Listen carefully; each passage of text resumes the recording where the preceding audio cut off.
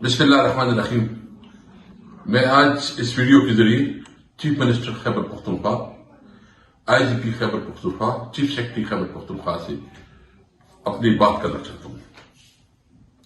Chief minister صاحب، آپ chief secretary بھی رہے ہیں اور مجھے امید ہے کہ آپ کوئی 75-80 سال کے اس ایج کے ہوں گے. پشتون روایت کو خوب سمجھتے ہیں اور آپ ایک اچھے خاندان سے تعلق رکھتے ہیں. میں صرف اتنا پوچھتا ہوں کہ جو آپ کے دور میں ہم کسی اور کی بات نہیں کریں گے، ہم آپ سے بات کریں گے. آپ چیف سیکرٹری ہے، چیف منسٹر ہے، آپ کی اتھارٹی ہے، آپ چیف ایگزیکٹو ہیں. آپ کے دور میں مسلسل پختون روایات کی پامانی ہو رہی ہے. میں صرف پوچھنا چاہتا ہوں، کبھی اے این پی کے دور میں اس طرح ہوا؟ کبھی ایم ایم اے کے دور میں اس طرح ہوا؟ کبھی ایون جو گزشتہ مسلم لیگ کی دور اس میں کبھی اس طرح ہوا؟ یا پی ٹی آئی کی 2 دفعہ جو ہے نا حکومت رہی، کبھی کسی کی چادر چاندیوانی کا تقدس پامان ہوا ہے؟ یہ ہمارے اپنے روایات ہیں، ہمارے اپنے ٹریڈیشن ہیں. ہم ایک روایت کے مطابق بھی چلتے ہیں. قانون کا احترام بھی ہوتا ہے، ایک دوسرے کی سیلف ریسپیکٹ بھی ہوتی ہے.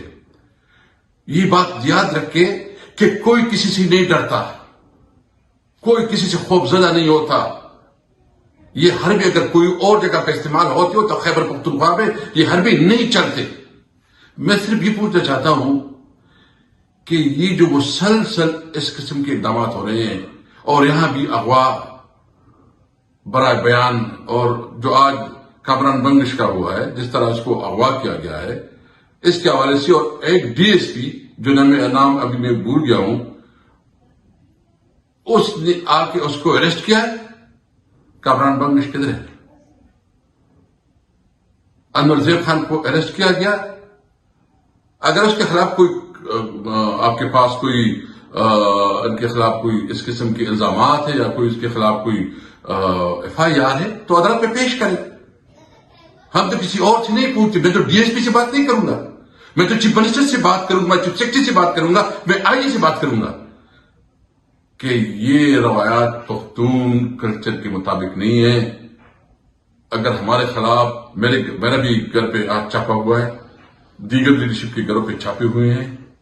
میں اس کی شدید مذمت کرتا ہوں اور میں کہتا ہوں کہ اس قسم کے رویوں کو ختم کرو. یہ ہمارے کلچر کو تباہ کرے گا، ہماری سوسائٹی کو تباہ کرے گا. نہ اس سے ڈرنے والے، آپ کو پتا ہے کہ اس کے کیا اثرات ہو سکتے ہیں.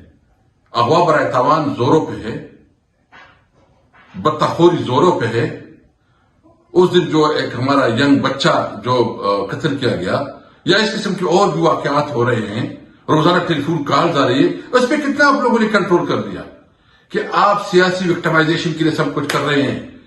نواز شریف کے حوالے سے تو میں کل کروں گا انشاءاللہ تعالیٰ ڈیٹیل میں کہ اس کو کتنا ریلیف مل رہا ہے، کس طریقے سے اس کو لانے کے لیے تمام قانون آئین سب کو جو ہے نا باڑ میں پھینکا جا رہا ہے. اور دوسری طرف عمران خان کی طرف جس طرح اور پی ٹی آئی کی طرف ہو رہا ہے.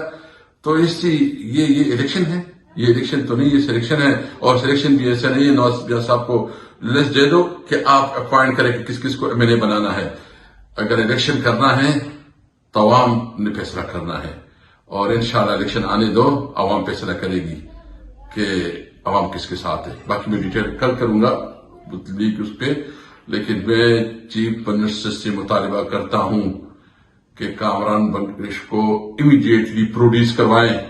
اگر اس کے خلاف کوئی کیس ہے عدالت میں پیش کروائیں. میں چیف جسٹس سے بھی ریکویسٹ کروں گا، خاص کر چیف جسٹس آف پاکستان سے، کہ آپ نے کہا تھا کہ میں آئین کا محافظ ہوں.